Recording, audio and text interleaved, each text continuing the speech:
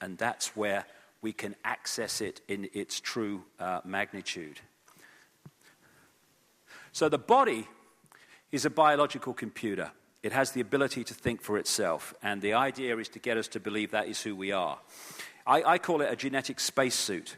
You know, if you're going to experience the moon or another planet, you need an outer shell. If you're going to experience this reality, consciousness needs an outer shell. And that's what makes racism so utterly insane. You know, it's like we're all one consciousness having different experiences. And what if you had a couple of spacemen on the moon, and one said that he didn't like this spaceman because he had a green spacesuit that was made in a different company to this spacesuit that was a red spacesuit or a white spacesuit? You'd say, bang their bloody heads together, don't be so stupid, it's just a bloody spacesuit. Well, that's what we do when we get caught in racism. Racism is identifying, it's one of the classic, most profound ways that confirm that you are identifying reality with the vehicle, the computer, and not with consciousness, which is who you are. We are all one consciousness. This is the irony. I don't care if you're bloody Jewish or black or middle class or white American. We're all the same consciousness.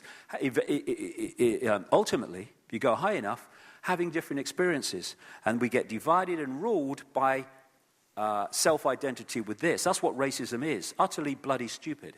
Now, humans. What are humans? Humans are software programs. Different software programs running through the body computer. We say these things, I'm only human. No, you're not. That's an experience you're having. It's the vehicle's program which manifests as what we call the human body and the human being. Software program. This is in the San Francisco Chronicle, an article on DNA. DNA is a universal software code. From bacteria to humans, the basic instructions for life are written with the same language. It's all a computer game of great sophistication, and this is part of it. And the difference between a mouse and a human in DNA code terms is fractional compared with a difference in the way the body manifests. DNA is made up of 4 codes, A, C, G, and T.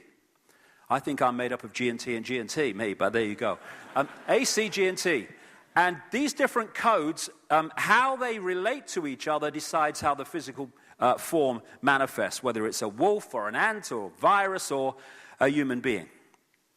And it's interesting how the codes on the computer's screens in the Matrix movie, which was very, very close to reality, not totally, but very close to reality in so many ways, very illustrative of the way we decode reality into an illusory physical state, but quite right, those codes were very much like the DNA codes in so many ways, because on one level, this reality, like I say, is digital.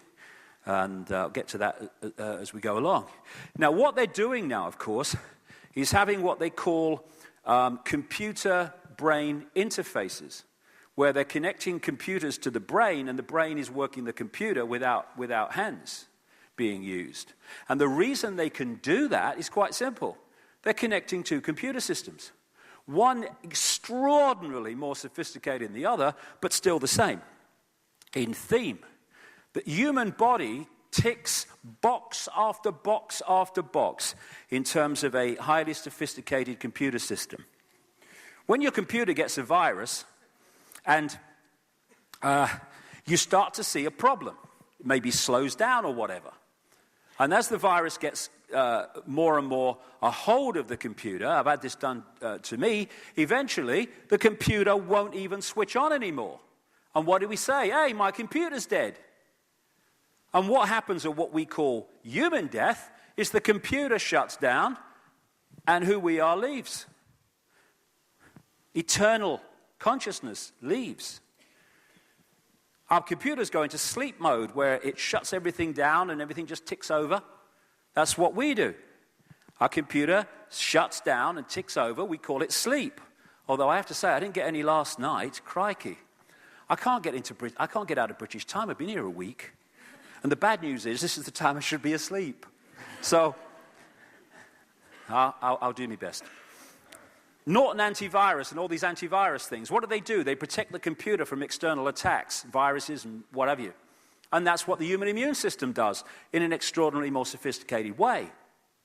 Protects the computer system, the body computer system, from attacks. And just with computer antivirus systems, if a new virus comes out, which it's not programmed to repel, then the computer gets completely taken over. This is what happens with the human computer system, antivirus system, which is why when the Europeans went to North America, they took with them smallpox, which the Native Americans had not encountered before, and bingo, they fell like flies because their antivirus system, their immune system, couldn't cope. On the left is my left, your left, yeah, my right, is a picture taken at the Necker Hospital in Paris when they put a tracer dye into the acupuncture points of the body, and they photographed it, the meridian system, etc. And I looked at that when someone showed it to me, and it reminded me immediately of a motherboard, which is basically what that meridian system is. It's energy, and that energy is information.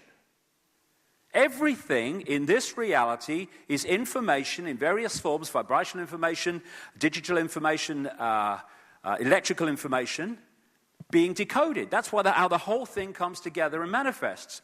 And what they found is that when this energy, which the Chinese in acupuncture call qi, is going around this system too slowly, from optimum, people manifest some kind of illness or dis-ease. Why? Because the qi is information, and if the information is not passing around quick enough, then the body computer does not function as it should. When a computer on your desktop gets a virus, what's the first thing that people say most often? Hey, my computer's slow, because the information's not passing around as it should. And what acupuncture does is put the acupuncture needles in to manipulate the flow of this energy, bring it back to optimum, and therefore physical health. In a computer, the central processing unit, the CPU, is the processor of information, the information traffic. What they call in computer parlance the CPU is the brain of the computer. Very appropriate, because this is our CPU, which is constantly filtering and dealing with the information traffic, passing it around the body, information, receiving information back from different parts of the body, and it is responding according to the information that we're receiving. And that's how we stay healthy, that's how, in optimum terms, we think straight and we have balanced emotions. If you intervene into that process, you can manipulate people mentally, emotionally, and physically. So in the end, it's all about the way we are decoding reality into this physical world which only exists in our head. And you can intervene into that, like I say. The DNA, the genetic structure in general, is like the hard drive that holds the base information and takes on more information as you experience. And like I say, it's not just the physical level, there's an energetic level. In fact, the body's just energy, really. But there's an energetic level, and together, that forms the body-computer entity. And what we call races, cultures, and all these different expressions of the human family, they are just software programs which we have to experience. And the software programs are very clear when you get into some of this stuff. This guy is called William Sheridan. And he was in a New York hospital waiting for a heart transplant. And to take the time as he was waiting, he joined an art therapy class. And he was, like me, a rubbish artist. And that's the kind of stuff he was drawing, at best at the top. And then he had this heart transplant, and as he was recovering, he went back to the art therapy course, and he started producing much more sophisticated drawings. And he eventually met the mother of the man whose heart he was given and asked the obvious question, because no one could explain what had happened, including the art therapist lady who was bewildered by the difference. He asked the mother if the donor had any interest in art, and she said, interest? He wanted art materials more than toys by the age of 18 months. He was crazy about art. And there's a doctor in America who's done a major study on this, of how when people receive transplanted organs, and again, the heart is the most obvious in this, the most powerful in this, but other organs too, like the lungs, people have in significant numbers taken on the aptitudes and the personalities or personality traits of the donor. Why? Because it's a download, in a sense. You are taking information, energetic information. We decode it as physical, but it's energetic information, and you're downloading it into another computer, and that information then becomes available to that computer and starts to affect the way that it perceives reality.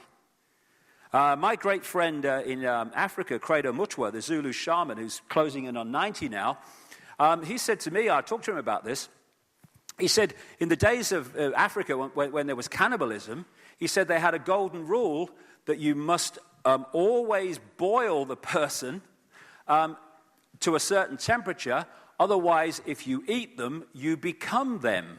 It's an old African kind of rule, because it's information.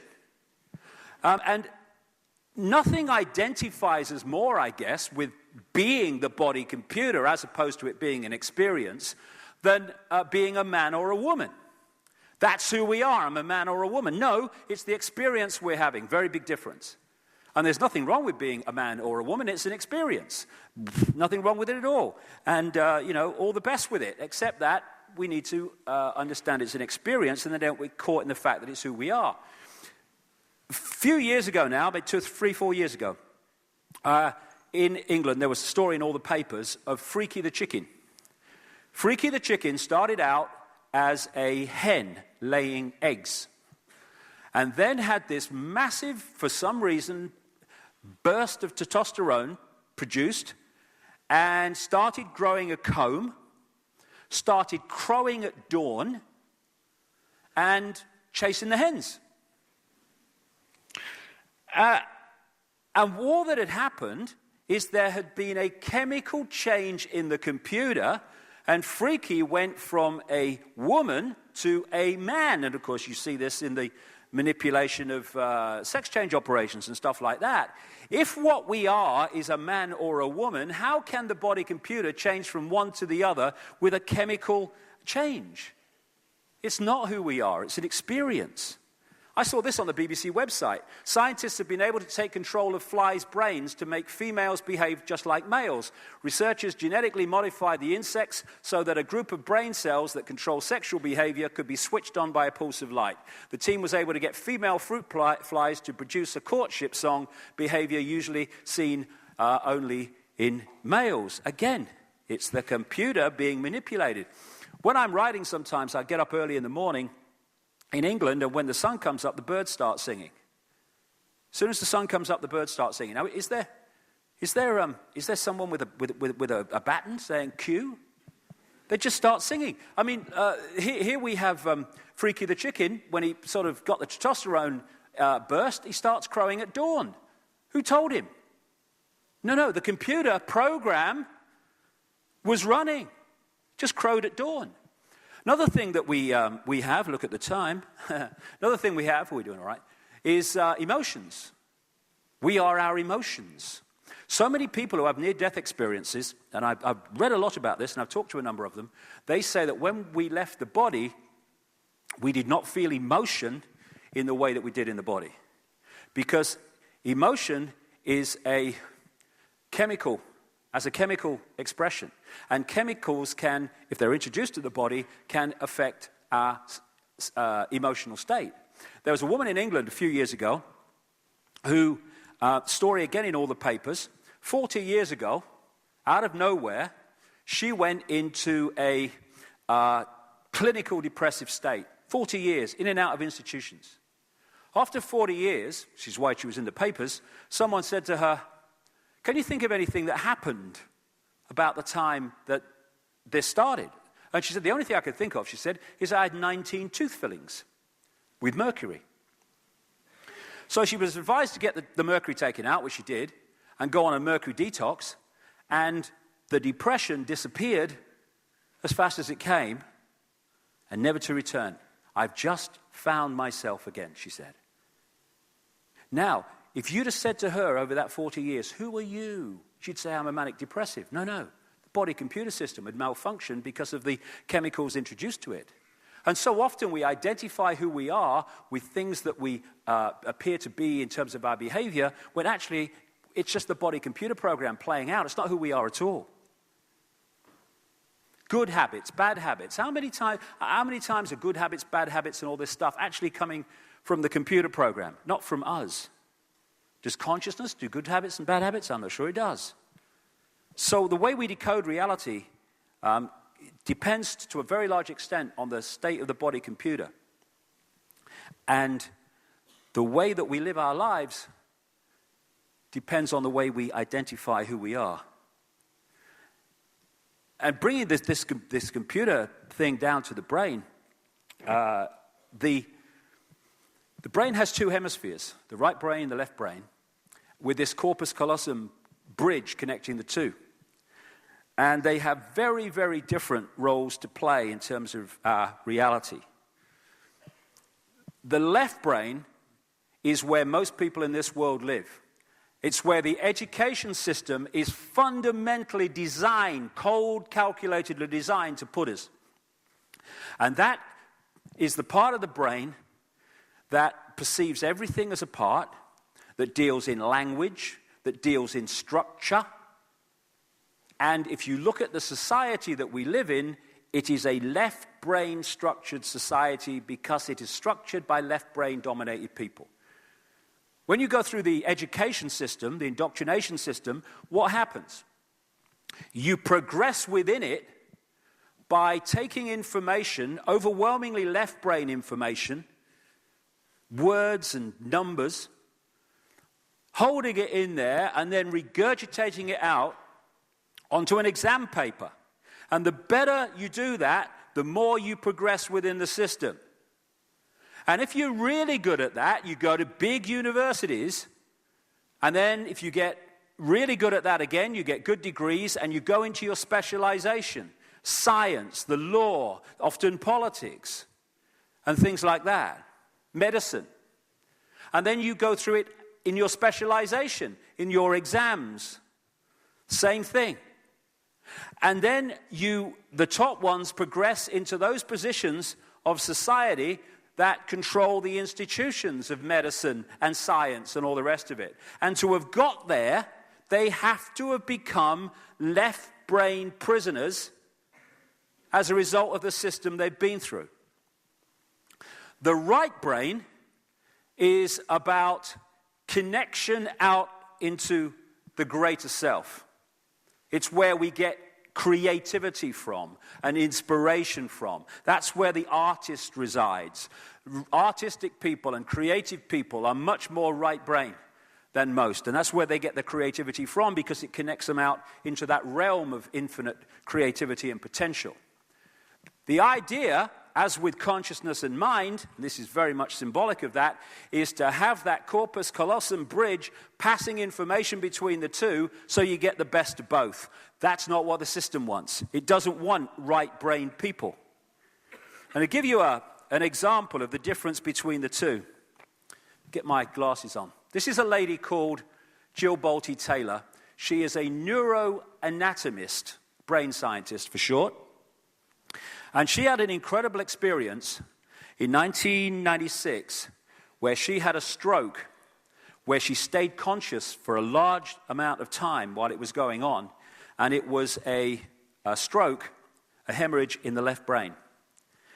And being a neuroanatomist, she was able to follow the experience like most people would not be able to because of her knowledge. And this is her story. She said she got up, wasn't feeling too great, jumped onto my exercise machine, she said, and I'm jamming away on this thing, and I'm realizing that my hands look like primitive claws grasping onto the bar. I thought, that's very peculiar. And I looked down at my body and I thought, whoa, I'm a weird-looking thing. And it was as though my consciousness had shifted away from my normal perception of reality, where I'm the person on the machine having the experience, to some esoteric space where I'm witnessing myself having the experience. That's what consciousness does. When you move into consciousness, you start to witness the mind and observe the mind as it's working in its chatter instead of being the chatter. I looked down at my arm and I realized that I can no longer define the boundaries of my body. Because the left brain's shutting down, it's not decoding reality in the way it normally does, and so other levels of reality are able to be perceived because the decoding process is not affecting them. I looked down at my arm and I realized that I can no longer define the boundaries of my body. I can't define where I begin and where I end, because the atoms and the molecules of my arm blended with the atoms and molecules of the wall. And all I could detect was this energy. And I'm asking myself, what's wrong with me? What's going on? And in that moment, my brain chatter, my left hemisphere brain chatter, went totally silent. Just like someone took a remote control and pushed the mute button, and total silence. Because it's not decoding anymore, the chatter stops. And at first I was shocked to find myself inside a silent mind, but then I was immediately captivated by the magnificence of energy around me. And because I could no longer identify the boundaries of my body, I felt enormous and expansive. I felt at one with all the energy that was, and it was beautiful there. Then all of a sudden, my left hemisphere comes back online and says to me, hey, we got a problem, we got to get some help. So it's like, okay, I've got a problem. But then I immediately drifted right back into the consciousness, and I affectionately referred to this space as La La Land. It was beautiful there. Imagine what it would be like to be totally disconnected from your brain chatter that connects you with the external world. So here I am in this space, and any stress that related to me, to my job, it was gone. And I felt lighter in my body. And imagine all of the relationships in the external world and the many stresses related to any of those, they were gone. I felt a sense of peacefulness. See, all this stuff, all this stress, all this stuff that causes such grief and stops us from finding joy, it's all body-computer stuff. Not consciousness. I'm at the top. And imagine what it would feel like to lose 37 years of emotional baggage. Body-computer stuff. I felt euphoria. Euphoria was beautiful. And then my left hemisphere comes online and it says, hey, you've got to pay attention. We've got to get help. And I'm thinking, I've got to get help. I've got to focus. So I've got to call help. I've got to call work. I couldn't remember the number at work, so I remembered in my office I had a business card with a number on it. So I go to my business room, I pull out a 3-inch stack of business cards, and I'm looking at the card on top, and even though I could see clearly in my mind's eye what my business card looked like, I couldn't tell if this was my card or not, because all I could see was pixels. Because this is not decoding, the left brain's not decoding reality into this state that we perceive normally, now she's starting to see levels before that decoding process takes place, and it's pixels. Because on one level, as I keep saying, this reality is digital. And the pixels of the words blended with the pixels of the background and the pixels of the symbols, and I just couldn't tell. And I would wait for what I call a wave of clarity. And in that moment, I would be able to reattach to normal reality, and I could tell that's not the card, that's not the card, that's not the card. It took me 45 minutes to get 1 inch inside that stack of cards. In the meantime, for 45 minutes, the hemorrhage is getting bigger in my left hemisphere. I do not understand numbers, I do not understand the telephone, but it's the only plan that I have. So I take the phone pad and I put it right here. I take the business card, I put it right here, and I'm trying to match the shape of the squiggles on the card to the shape of the squiggles on the phone pad. Eventually, the whole number gets dialed, and I'm listening to the phone, and my colleague picks up the phone, and he says to me, "Woof, woof, woof, woof." And I'm thinking to myself, oh my gosh, he sounds like a golden retriever. And so I say to him, clear in my mind, I say to him, "This is Jill, I need help." And what comes out of my voice is, "Woo, whoosh, whoosh, whoosh." And I'm thinking, oh my God, I sound like a golden retriever. And so I didn't know that I couldn't speak or understand language until I tried. Because when I speak now, what goes between my mouth and people's ears is a vibrational frequency. The brain, through the senses, decodes that into sound. And decodes it, the left brain decodes it into language. When it ceases to do that, we sound like a golden retriever because the process of decoding is not working as it should. And Jill Bolte-Taylor, thank goodness, made a full recovery. And if you go onto the internet and you put her name in, there's a 20-minute video in which she tells her story. She tells it very well indeed, because it gives so many insights into the nature and illusory nature of reality which she experienced. So when the two are working in unison, that's perfect. And when we take psychoactive drugs, that opens channels that are not normally open, and we have senses of reality that we don't normally experience. This is the key to the conspiracy on this level. So I asked Neil Haig to put soldiers across the entrance to the left brain, because that's what this society is doing. It's trying to hold us in the left brain state of reality, and so we do not access to the extent that we should this level of the side of the brain, which takes us out into another awareness.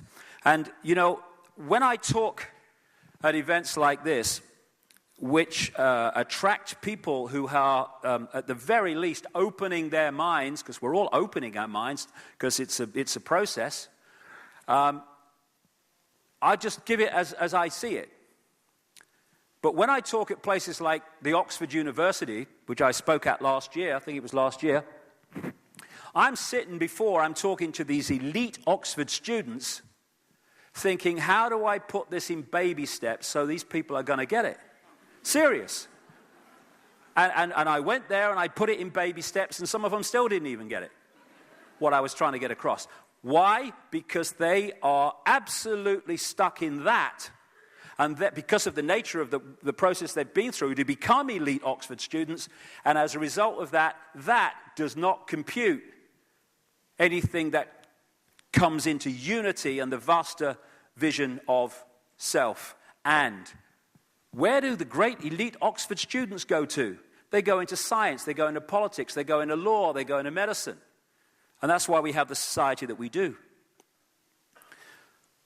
As this man said, an intellectual is someone whose mind watches itself. Someone who is conscious is someone whose consciousness watches the mind and sees the difference between the two. And the left brain prison is in so many ways the reason we live in an imprisoned global society. Breaking out of that is to open the door to freedom. Because then we're in this world, but we're not of it. And because that state is so different to the current norm, that's why those people stand out as they do. René Descartes, the French mathematician and philosopher, defining who we are, said, "I think, therefore I am."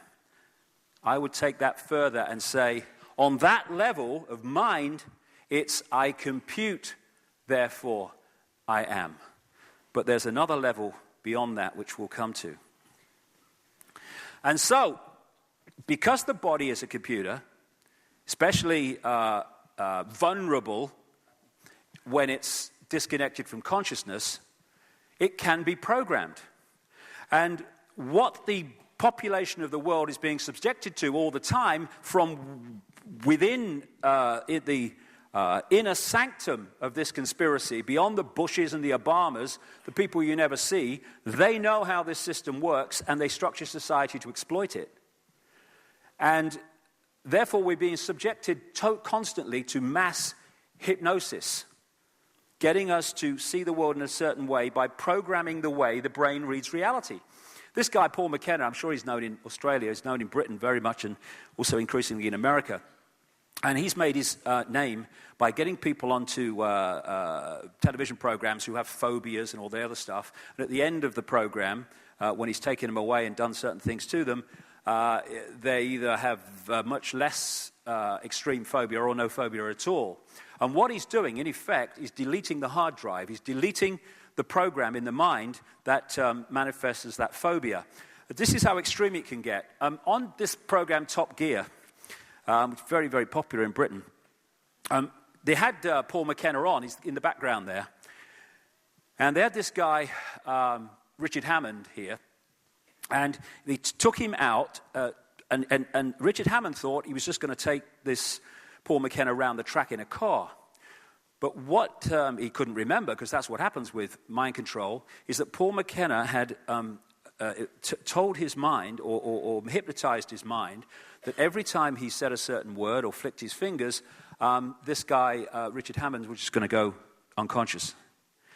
And then he would be told things, and then he would react. So they're standing outside this car, and they're just chatting away normally, and suddenly McKenna says whatever he said, key word, trigger word, and Hammond goes, And he said to him, when you wake up, you're not going to know how to drive a car. Gets in the car, he doesn't know where to put this key to start the bloody thing. Because his mind's decoding system has been intervened in to program that state of being. They then come back in the studio, and Hammond's having a laugh, and he thinks it's all very funny, and he thinks it's over, except that the programming's still in there. So they're sitting there live in the studio, and they're chatting away, and McKenna does his thing again, and Hammond goes, And he tells Hammond that this car, this toy car, is his real 911 Turbo or something. And he goes across, and he gets in the car, acting as if it's his car. And then this other guy comes in another toy car and smacks him in the side. And Hammond reacts as if his real car's just been smacked. That's the power that you can program the body computer with, and that's what's happening to the human race all the time. We are, those that are not waking up, we are in a hypnotic trance. And that's why people can't see the bloody obvious. Try telling Richard Hammond that wasn't his real car. When you're in a hypnotic stage show, and I've been to many researching this, try telling the guy that he's not seeing an elephant in the audience. As Voltaire said, so long as the people do not care to exercise their freedom, those who wish to tyrannize will do so, for tyrants are active and ardent and will devote themselves in the name of any number of gods, religious or otherwise, to put shackles upon sleeping men. And so putting us to sleep hypnotically is fundamental to it. And that's why this phrase, people are waking up, is so absolutely accurate. That's what we're doing. We're waking up from the trance. And when the guy who thinks there's an elephant in the audience wakes up from the trance, there's no elephant anymore. He can see reality in a different way. It's about keeping us in a hypnotic state. And here's a hypnotist. Television, that people don't know it, 99.9% of them don't know it anyway, they are hypnotists. They are implanting into the mind, through a real powerful form of mind control called repetition, a version of the world and reality that, if we take it on, puts us all in the same norm of perception. All the time, 24/7, wherever you go. Me. Same repeating things. 19 hijackers who couldn't fly Cessnas suddenly manifested the ability to fly wide-bodied jets. Over and don't know where it came from, honey, but they just managed to, they must have read a book. And then you have, in America, on the left, they are Democratic supporting news presenters, and these in Fox, of course, are far, far right-wing supporting presenters, and they are apparently putting different points of view, but together they see the system in the same way. They just want to come from it from a slightly different angle. And that is constantly mind-controlling the body computer to believe that there are sides in the world and there are differences and stuff, and take us away from the understanding that behind it all, there's one force manipulating through all sides. Then you've got people like Jon Stewart. Some of his shows are very funny, and this guy, Bill Maher. These are perceived to be, I call them steam whistles. You let off a bit of steam and frustration because they have fun and satirize the political system, but only to a point. So he'll satirize, but as soon as he gets someone in the studio, like Tony Blair a few months ago, he basically licks his backside instead of asking serious questions, which he's asking when the guy isn't there. Come on. And Bill Maher, why he's against, ridiculing the system and all that, and politicians, he vehemently attacks anyone who says that 9/11 was not, the official story was not true. And so all these different forms and media of all different kinds, and sometimes they seem to be different, are all selling you basically the same belief system on the way the system works. And as a result of this mind control technique called repeating, so many people believe things they've never checked, never asked about, never questioned in any way, but because it's the norm, because everyone believes it, it becomes their truth.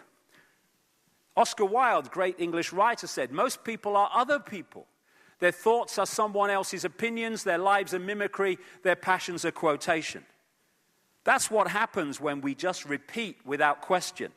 We have teacher repeaters who just repeat what they are told to tell the children and what they learn themselves in their academic life and in teacher training.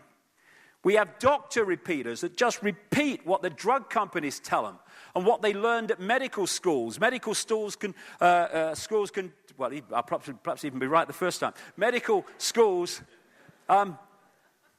controlled by the drug companies. We have scientist repeaters repeating the bloody nonsense that a tiny, tiny greenhouse gas called carbon dioxide from human form somehow is transforming the bloody climate of the planet. Repeat, repeat, repeat.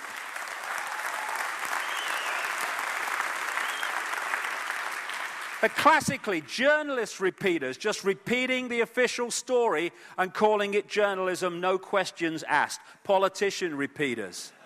I love this one. They've been bent over for so long they think it's standing up. Politician repeaters. I mean, you question politicians about climate change. You know, have you ever done any research into it? No, but it's what the scientists say. So we're passing this legislation. You ever thought about checking it? No. Repeaters, repeaters, repeaters. And then we have people repeaters who take it from these sources and then repeat it among themselves. And then if someone challenges that repetition version of reality, they get ridiculed and condemned for the crime of being different. And a few people can't control the world. It's a piece of cake, given the way things are. And this is why the authorities want to stop people talking publicly in ways that are at odds with the mainstream belief of repeating. This is why so-called visionaries have always been seen as dangerous by the authority of the day, because they're offering another possibility of reality that is at odds with the one reality that tyrannies and dictators always want the public to believe. So all these sources are constantly programming the body computer, the mind, with the version of reality that the system wants, and therefore giving us this false identity that keeps us in servitude. As this man said, we see things not as they are, but as we are. because as we are dictates how we decode reality and therefore perceive experience. The mind sees everything in terms of division. So when we're in mind, we're in a society of division. When we are in the now consciousness, that sees everything as one, because that's what consciousness is. The infinite I. So who do we think we are? We think we're humans. But who are we? We are consciousness.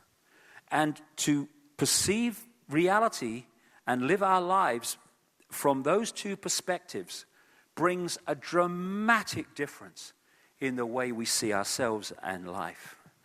Okay, move along. Where are we? We're in a virtual reality universe, which only exists in our head in the physical sense that we perceive. We are decoding vibrational and electrical information into this apparently physical world that only exists in this form in our heads. One level it's digital, and like I say, electrical signals decoded by our brain. So that's where this world actually resides. And it's understandable. I'm standing here now, and everything seems to be outside of me.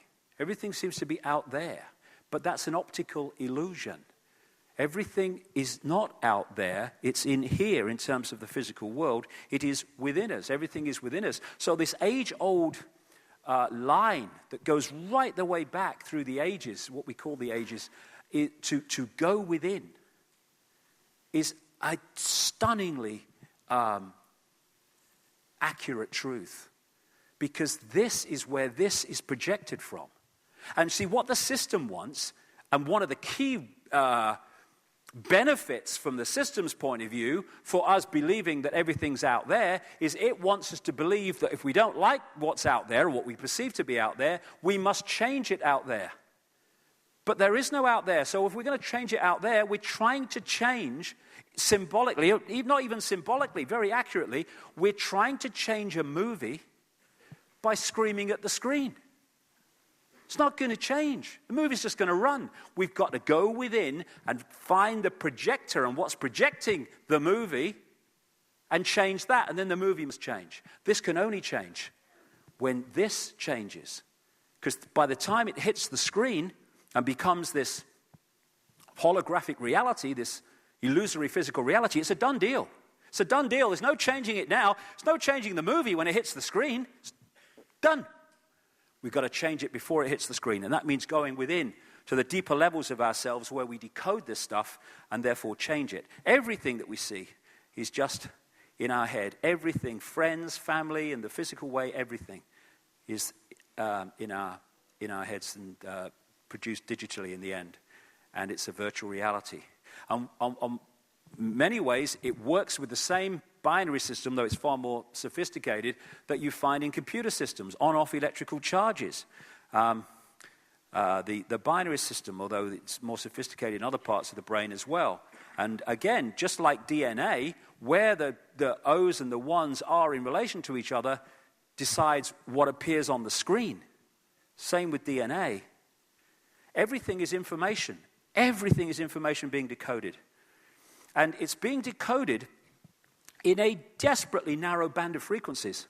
We look out and we think we're seeing this vastness. And again, on one level, it does seem like that. But actually, it's a frequency range that's so tiny, it's funny.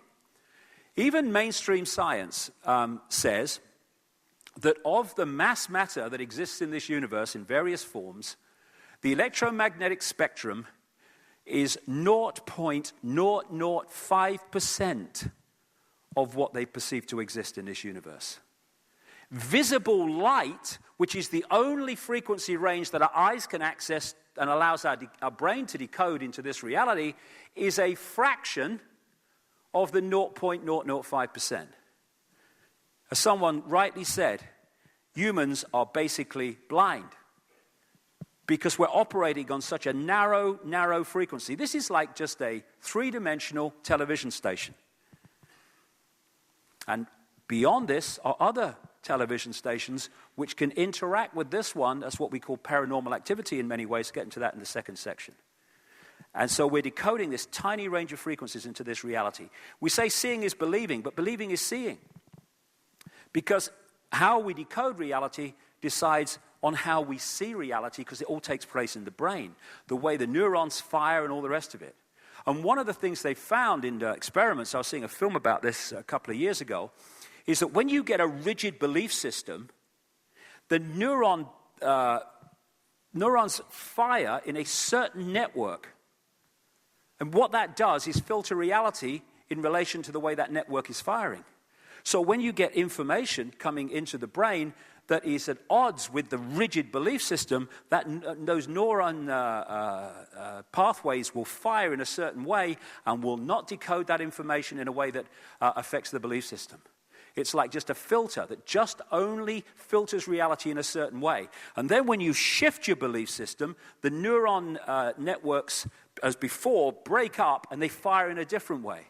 So belief systems are fundamental to filtering reality to perpetuate themselves. This is our base reality. We are energy. And it's only when we pass through the decoding system of the brain that we appear in our heads as three-dimensional physical bodies. And we can get right out there to many dimensions, which is what psychics do and people in consciousness do, or we can live in the record groove, going round and round and round. And of course, this is the thing about science.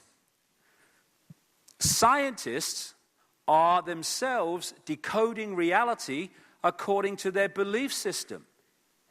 And so they're trying to understand how something works, but their belief system is decoding reality in a certain way. And so they never get it. When scientists are stuck in the left brain, they cannot decode these greater levels of reality and understanding of reality because their brain will not compute them. That's why they really look at people who say some of this stuff and they go, "You're crazy. Can't be." Because they can't get their heads around it. And it's like in pantomimes we have in Britain at Christmas, where, you know, one of the classic things they do is someone standing on the stage and someone will come behind them and the audience will say, "He's behind you." And then they'll turn around and the person will go with them and they'll say, "There's nobody there." And that's what scientists are doing, because they're looking at things and they're decoding them in a certain way and they can't see them because their brain won't compute it. And this is why the cutting-edge scientists are the ones that have a right brain that is active. And that's what a lot of people at the cutting edge of things like quantum physics are developing. Right brain view. As Einstein said, science without religion is lame, religion without science is blind. I would say this: science without consciousness is lame, religion without consciousness is blind. And indeed, with consciousness, there is no religion. Okay, final bit before we have a break. The holographic internet. This is what this reality is, in effect. And like I said a long time ago now, technology today is starting to mirror, in a much less sophisticated way, of course, but it's starting to mirror the reality we're experiencing. If you say to someone, "Tell me about the internet," they'd say it's graphics and websites and words and colors on a screen. Yes, it is. But the only place the internet exists in that form is on the screen. Everywhere else, it is electrical circuits and what have you. It's not what's on the screen. That's only just there, nowhere else. And you say to people, "Tell me about television." They say, "Oh, it's moving pictures on a screen." Yes, it is. But the only place television exists in that form is on the screen. Everywhere else, it's electronic circuits and frequency fields and all the rest of it. And it's the same with us. The only place this world exists is on the screen.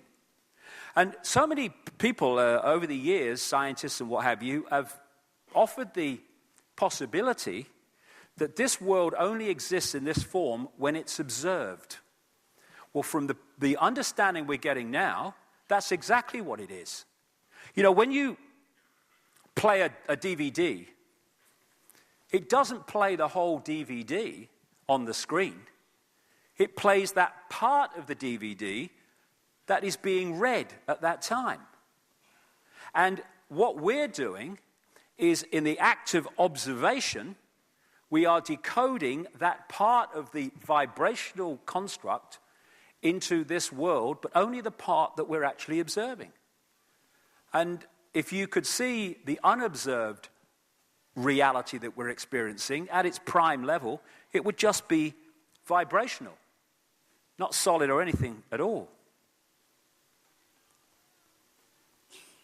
So what is the matrix, as we call it? It is energetic information being read in various ways to create this illusory, vast, apparently infinite, but not, world of solidity. And the other thing, key, that the body is, because it's many things, it's a fantastic creation. It is a crystalline receiver-transmitter, because that's how the decoding system works. We are decoding information, because people say, okay, if we're creating our own reality and all that stuff, how come we're all seeing the same theater now? Because there is a construct, like I call it the cosmic internet, which exists in vibrational form, which we are collectively decoding into this collective reality. You know, you go on the internet in South Africa or Sydney or London or China, or not so much China, but another place where they don't firewall it off, and you're seeing the same, experiencing the same collective reality, although you're in different parts of the world. Now, you can go to different websites, or you can go to the same website, and you might have different views of that website. That's your individual spin on this collective reality, but you're all experiencing the same collective reality on the World Wide Web. This reality is the same. There's a collective reality which we decode, so we all look out the window, we'll see the same car going past, but we'll all have a different opinion on what we think of that car. The basic reality is the same. And we're crystalline. Do you know, we have trillions and trillions of cells, and every single cell membrane is made of a crystalline substance. We are crystal, walking, talking crystals. And incidentally, the crystalline membrane and the outside of the cell has gates and channels which open according to electrical on-off charges, the binary system. Because it works on the same computer system, or basically. And this is interesting too, because these gates and channels open to let in stuff that's good for the cells and shut out things that are bad for the cells. And they open and shut according to electrical charges, which operate in the way they should, left to their own devices. But when you are subjected, as we are now, to massive amounts of electromagnetic fields, etc., these things can open and shut when they shouldn't be, let the bad stuff in and shut the good stuff out. So we are crystals decoding. And the DNA itself is crystalline, and because of its very shape, is an antennae. This is an article about this I got off the internet. From the characteristic form of this giant molecule, a wound double helix, the DNA represents an ideal electromagnetic antennae. On one hand, it is elongated and thus a blade which can take up very well electrical pulses. On the other hand, seen from above, it has the form of a ring and is thus a very magnetical antennae. So we are receiver transmitters. This Don Juan, the shaman source of the Carlos Castaneda books, absolutely encapsulated the whole thing when he said, we are perceivers, we are awareness, we are not objects, we have no solidity, we are boundless. We, or rather our reason, mind, forget this, and thus we entrap the totality of ourselves in a vicious circle from which we rarely emerge in our lifetime. Receiver transmitters. And this is where this comes in. I'll get more into this in the second section. Manipulation by word, destabilization of the body, computer, and transmitter receiver by the poison shite that they put in food and drink, through belief systems like religion, through misrepresentation of reality, through education. They're all seeking, and this is when you get behind the people, into to those levels where they really know how this works. This is what they're targeting. They're targeting all the time our ability to decode reality in the full breadth, sharpness, and clarity that it should be, and put us in these vibrational boxes and eggshells, and therefore put us in this world of total bewilderment where we don't know what the hell's going on, who we are, or what the bloody game is. And so we're connected to this holographic internet. It's got kind of, wires here, but it's not like that. This reality, the one that we are decoding into this apparently physical world, has its mirror now in the wireless internet. If this theater has got the wireless internet, I can't see it. Where is it? Nowhere, apparently. But I could tune this computer to the internet, and out of nothingness, what we can't see, would come the World Wide Web on this screen. That's what we're doing. In the reality that we think is nothing, we're actually decoding a vibrational information, the wireless internet, into this reality, which again comes back to the Matrix movie, very accurate. The Matrix is everywhere. It is all around you, even now in this very room. You can see it when you look out of your window or you turn on your television. You can feel it when you go to work, when you go to the church, when you pay your taxes. It is the world that has been pulled over your eyes to blind you from the truth. What truth? That you are a slave, Neo. Like everyone else, you were born into bondage, born into a prison you cannot smell, taste, or touch. A prison for your mind. Where does this universe exist in terms of its physicality? It exists in the wireless vibrational construct that our brains decode into this. And we can decode it in a way where we get to many, many levels of reality, or, this is the key of the manipulation, we can access only a fraction of it. And that's what they do in China. They firewall off the Chinese computer system so it can only access a limited part of the World Wide Web and therefore not access what the authorities don't want them to understand. In so many ways, that's what is happening to us all the time. In the way that we are manipulated into the box of perception, it's firewalling us off from the information, knowledge, and understanding that is there if we were left to our natural state. We've gone from connection to all that is, and slowly but surely, the mind has been turned into the governor of our reality. And we've been put into bubbles, operate within little bubbles, within big bubbles, but operating in a fraction of our true potential. And if that didn't happen, there would be no way in the world that the few could control the many and enslave billions of people as they do. So what is reality? It is the range of frequencies that we are decoding and how we are decoding them. I'll just tell you this story very quickly to kind of sum up everything I'm saying. In this book, The Holographic Universe by Michael Tolbert, he tells a story. It's a great book. He tells the story of something he experienced where he's at a party which his father organized, and he had a stage hypnotist along. And he's getting them to do party tricks and all that stuff, getting them to eat a potato and think it's an apple. How does he do that? He implants the belief in the decoding system that it's an apple, and therefore the person eats a potato, but that electrical signal is decoded as an apple because that's what the decoding system has been manipulated to do. Now imagine that over the range of society and everyday life, because that's what's happening to us all the time. But he got this guy called Tom, who was at the party, and he sat him down, and he got him to do various things. And then towards the end, he said to him, when I bring you back to a waking state, you're not going to be able to see your daughter in the room. And before he brought him back, he brought the daughter, and he stood the daughter in front of her father, so her father's looking into her belly. And then he brings him back, apparently to a waking state, and he says to him, can you see your daughter in the room, Tom? He's looking around. No, I can't see her. Not here. People are giggling. She's giggling. You can't hear them. Or hear her, anyway. And then the hypnotist went behind the daughter, and he put his hand in the small of her back, and he said, Tom, I'm holding something. What am I holding? Daughter's here, Tom's here. He looks at him bewildered because it's obvious. He says, you're holding a watch. He says, there's an inscription on the watch. Can you read it? He peered forward, read the inscription. His daughter's here. Now, if you explain that to people, explain that to a mainstream scientist. You say, impossible, stupid, crazy. No.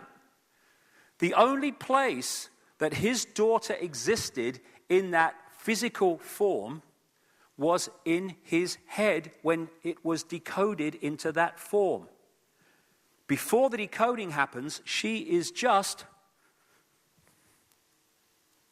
energy, an energetic form, consciousness in that way. And so if because the implanted belief was so well done that it affected his ability to decode that, and the brain didn't code that energy field, he didn't bring his daughter into the level that his eyes can perceive, what we call physical level. And so everything else in the room existed in the physical because he decoded that, but not the daughter. And because the daughter wasn't there, he could see what was behind her. And when you see the levels to which the mind can be manipulated, and you think that the people behind this conspiracy understand that, then you can see how easy it is as long as we don't understand this information. The world seems solid, seems very solid, but it can't be, because the world's made of atoms, and atoms have no solidity. As someone pointed out, if you take an atom to be the size of a cathedral, then the nucleus in the center of the atom would be the size of a 10-cent piece. The rest of it is empty space. How can empty space, just an energetic, non-solid thing, become the solid world? It can't be. And quantum physicists, how can that be? Atoms have no solidity, but the world's solid. How can they? It's just the decoding process. That's all it is. And that's what they miss. That it's in our heads. And the world, I'll finish on this bit. The world is a hologram. A gigantic hologram. That's what the universe is. And everything within it, including us, on the physical level, are holograms. And we see holograms, of course, in our everyday experience in the shops and stuff. And for people who haven't come across it, how they make them, where something appears three-dimensional but isn't, is by taking a laser beam, breaking part of it off, and it goes across the object they want to photograph. And what it does is it picks up a vibrational version of that object. Another part of the laser beam goes directly onto, or virtually directly onto, a photographic print. And then this part of the laser beam that's gone across the object is directed back onto the same photographic print, and the two laser beams hit each other. What this creates is what they call an interference pattern. And it's like dropping two stones in a pond, and as the waves come out and hit each other, that waveform is a waveform version of those two stones, where they fell, how fast, and all the rest of it. Exactly the same interference pattern. This is a holographic photographic print of an interference pattern, which looks very much like fingerprints, interestingly. But when you fire a laser at this photographic print, this interference pattern, which is a vibrational version of the object that's been photographed, suddenly, out of nowhere, comes a three-dimensional, or apparently three-dimensional form, which, the best of them, can look totally solid, except you can put your hand through them because they're not solid at all. All these are holograms. Hello, Mom. This is a landscape. That's not a very good one, but it gives the feel of it. These are holograms. These are virtual reality games, which give the three-dimensional feel. And so the three-dimensional world that we think we live in It's just an illusion made up of holographic images which appear solid, because that's the way we decode them, but aren't really. The world is vibrational, and we decode it into the physical when we observe it. It's a construct. It's illusory. It's like when that Neo character in the Matrix went into a higher state of consciousness, he saw beyond the physical to that which is behind it.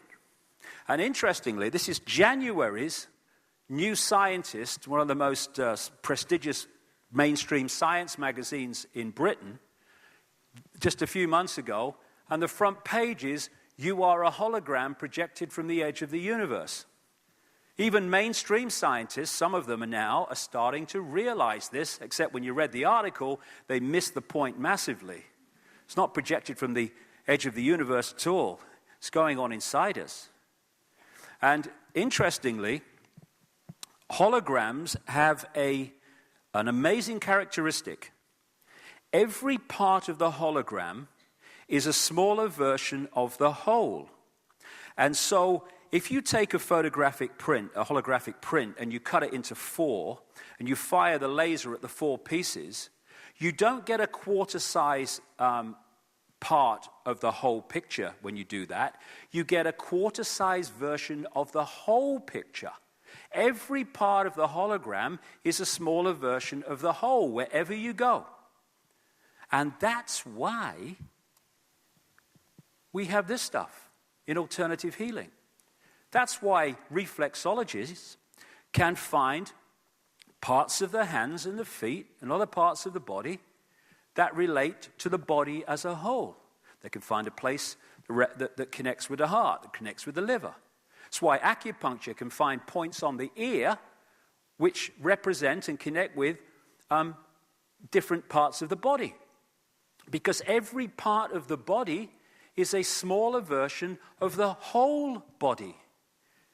And in the same way, every single part of this universe, whether it's an ant, a person, a tree, a blade of grass, a breath of air, in the end is a smaller version of the super hologram that I call it, which is the universe as a whole. Work. There you go. I met this guy, Harvey Biggleton, in America a few months ago, and he wrote this book called Holographic Blood. And he showed me through a microscope my own blood massively blown up through the microscope, and there were holographic pieces in it. Holographic parts of my body in it. I could see it. "Oh, you got a problem there," he said. 3-dimensional forms. That's why we have this saying, "as above, so below." That's why the human energy field operates in the same basic way as the energy field of the earth, and so on and so on. It's because every part of the hologram is a smaller version of the whole. So we are, even on this physical level, we are the bloody universe, and the universe is us. My God, we've come a long way since Ethel Jones and Charlie Bloody Smith. It's a miracle. What are miracles? How can the illusion of fire burn the illusion of physicality? It can't unless we believe it can. And when we move ourselves into another state of consciousness, another state of reality, we can walk through fire without being burned, because our belief system changes, and therefore our experience changes. That great line in the Matrix, it's not the spoon that bends, it is only yourself. Of course it is, because you're decoding the spoon into physicality. You're deciding if it bends or not. And it's all about going beyond rules by becoming conscious. What we call the rules and laws of physics, or the rules of limitation, come from mind. Consciousness, when you get really into consciousness, can overcome the illusory laws of physics, the illusory laws of this reality. This is a line from the Matrix.